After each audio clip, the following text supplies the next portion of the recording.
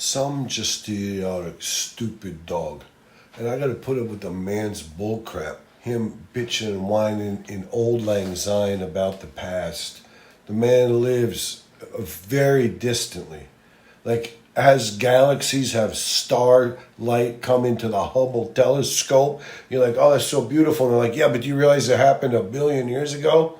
I mean, it happened. It just reached us now, but it's over. There's nothing there but a black void. There's nothing where that beautiful star was radiating. It's the same thing. It's the same exact thing as, the man doesn't understand chronologically time, but he understands the old school. That's almost the man's form of dog remembrance. Of course, in my dog remembrance, I can actually see, vivid, foggy, misty recollections that weren't even mine. They were other dogs, but dogs have a shared composite remembrance, and you can actually withdraw. It's not just fake. It's not something. It's like not voodoo. The dog synapses radiate through the air like radio waves. They join up, and there's like the dog cloud, and all the dog thoughts could be harnessed from the dog cloud. And that's what we had before the people even invented that cloud. That's a good thing. But the man, he was involved with old lang syne and remembers like the old days were better than the new days, and he was drawn to his days as a caddy at I forget if it was the Honesdale Country Club up there in Pennsylvania. They spent a brief time. They're Kentucky people, but they evacuated up to Pennsylvania. They floated around for a very little bit of spell up in Erie, New York, and then they came straight back down to Kentucky. They kind of hit in the southernmost, easternest part of Kentucky, and they almost got scalped. They were really afraid. They almost got shot in a card game. They saw a murder, but no one cared that they saw it. They were like, we'll kill you, we'll drown you, it'll be horrible, who you got to tell? So they thought they were in trouble, but they knew that the surrounding people were like, but while the man, and I'm just a young stupid dog, but while the man was living in Pennsylvania, he worked as a caddy on a golf course.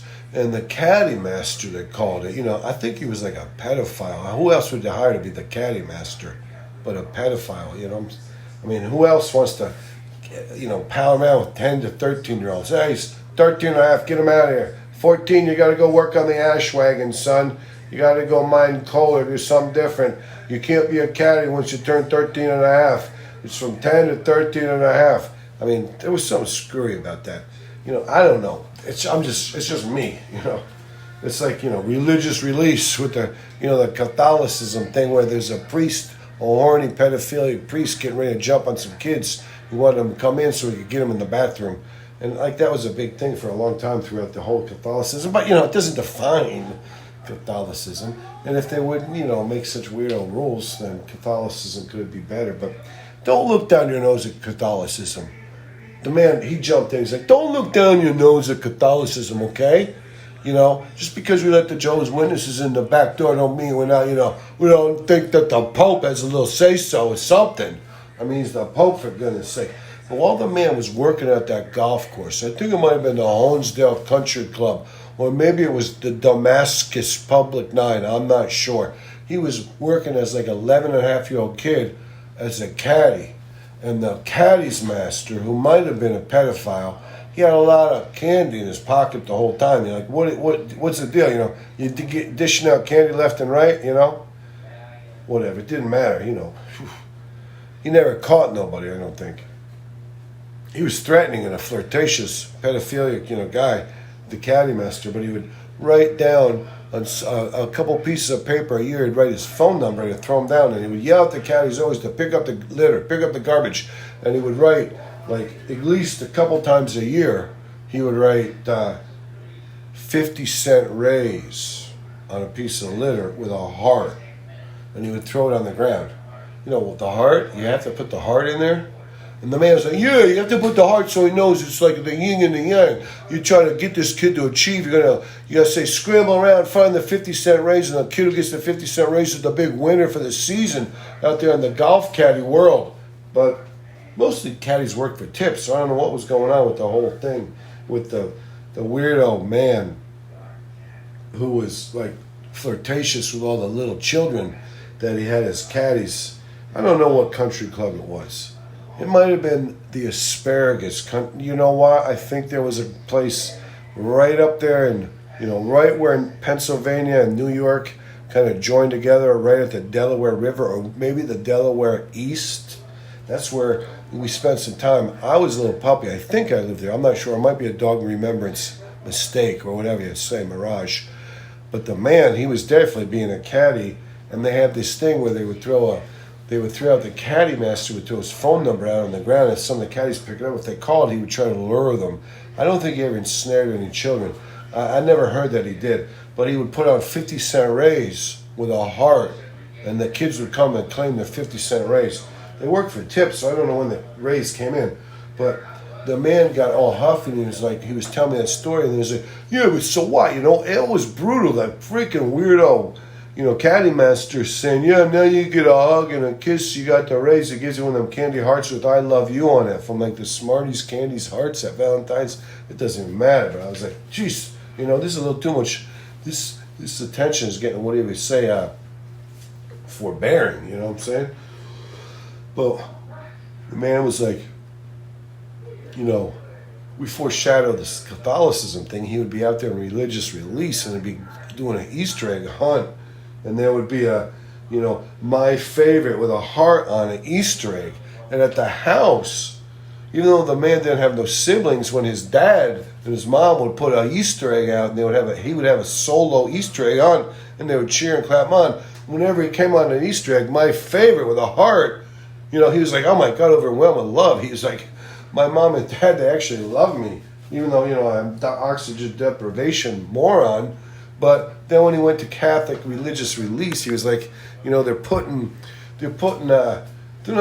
the 50-cent raise thing from the caddy master, but what they're putting on is, you're so special with a heart, my favorite with a heart. And and the man was like, I remember my favorite from the heart. My mom would do it, my dad, I'm like, why is the priest putting my favorite? What, are you over here? What's going on here? Why is this priest even, giving me a little too much attention? Who knows? The caddy master, the priest. All of a sudden I realized this man was suffering from some kind of a flashback of a Me Too moment he had when he was just a young, virile kid. I think right when he had the oxygen deprivation, a lot of people thought they could take advantage. But that's what they were doing. They were putting your phone number on a piece of paper and throwing it out for all the caddies to scatter about. And the man, when he was a caddy, that's just right when he got the oxygen deprivation, and really just a few scant years before that. And everybody was like, this kid, maybe he could become a caddy. I mean, that's the best this kid could do. This kid maybe could become a MMA fighter, somebody, get his ears gnawed or chewed off. This is the best this kid's going to do, because he's already lost so much of his brain power.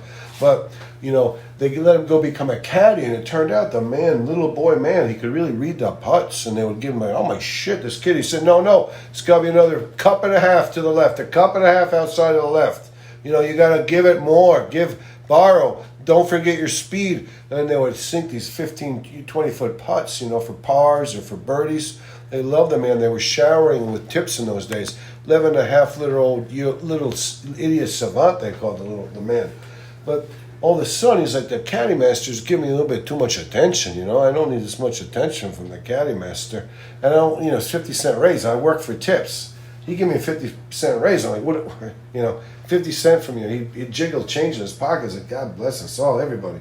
But then when the priest put on there my favorite, and it flashed me back to when my dad and my mom, even after I had the oxygen deprivation, they'd still have the Easter eggs, and they were the same hardness. The Easter egg hunts, where they made them worse, they made them harder. Like, you stupid bastard, you go find that shit. Why the fuck did you flip over that raft? My whole thing was biking on this. We didn't want to have too many kids. We couldn't afford it. You know what I'm saying? We can't put you through Harvard and 2 or 3 others. We banged it out with a boy first time. We're like, this is it. This is the one. There's no spare. We got to keep, and then you get the oxygen. Oh, shit. You got, oh, man. And the man's dad would yell at him and command him to go find the Easter eggs a little better. And the man, they finally bought him a puppy. He was like an Easter egg, a hound puppy, and he would go and find the Easter eggs with the man. But then they put like 57 more Easter eggs out there. Easter eggs, they started with 11. Break a couple, there's like 10 or 11 Easter eggs for the man. they give him a puppy to help him ferret out the Easter eggs, but then they said, now you got to find like 72 Easter eggs. I mean, it was through the whole entire house, the attic, I mean, eaves. It took them all night. Sometimes it took them like 72 hours. One time it was like 54 hours, another time 36 hours. One time it was 72 hours for the man to try to find all the stinky rancid Easter eggs that his parents put out because they were trying to challenge him because he was oxygen deprivation. But then the man, he finally came up with this one last thing. He's like, you know, when you're putting something on the litter and saying, go find the litter boys, you get you a 50-cent raise, and all the young poor boys are out there hustling, trying to get the 50-cent raise and work their way up the ladder. Well, maybe if it's your mom and dad and they're like, we got a lot more Easter eggs. Some of them are just white. We just put them up against the refrigerator. They blend right in. You can't even see them. They're white boiled eggs. They're Easter eggs. Now you go find them, you oxygen deprivation bastard fuck. And they'd yell at him and scream at him and, you know, you'd command them, and it'd build up. Like you could find the 24 to 36 eggs in, like a half a day. Then all of a sudden, we're going to keep pushing it. Like got to like 72 Easter eggs. But the man, he said, you know, that's the thing. When they put these messages in this thing and they're forcing you into opening up or following their thing, or they're digging into your brain and controlling your, it's like the tramp stamp. The man, the oxygen deprivation man, he had intercourse a few times, and he said, when I come across a tramp stamp tattooed on the, you know, the top of the buttocks at the lower back, it's as if they're commanding you. They're saying, you know, this is something you have to open up if you really want to experience the whole thing, you know, or if you want to, you got to hunt, you got to search. You know, it's like the 50-cent thing, it's the other thing, it's a message in a bottle. You got to, you know, be trying. You've got to try to unleash something.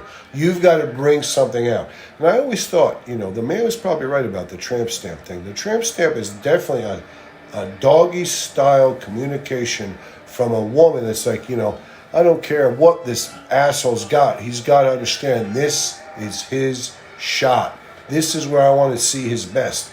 So it's the whole tramp phenomenon, doggy style situation, you know, communication syndrome that we were delving into. And that, you know, as an idiotic, stupid dog, I don't feel I'm really qualified what you'd say to, it's like a Freudian-esque kind of a situation. And me, you know, I'm just trying to guess at what something that the man was talking about. And he was kind of bitching and complaining. And he delved into some kind of a, whatever you say, a confession that I could get an inkling of what was really going on. I couldn't. It was hopeless. I don't know. I'm not the one you should ask.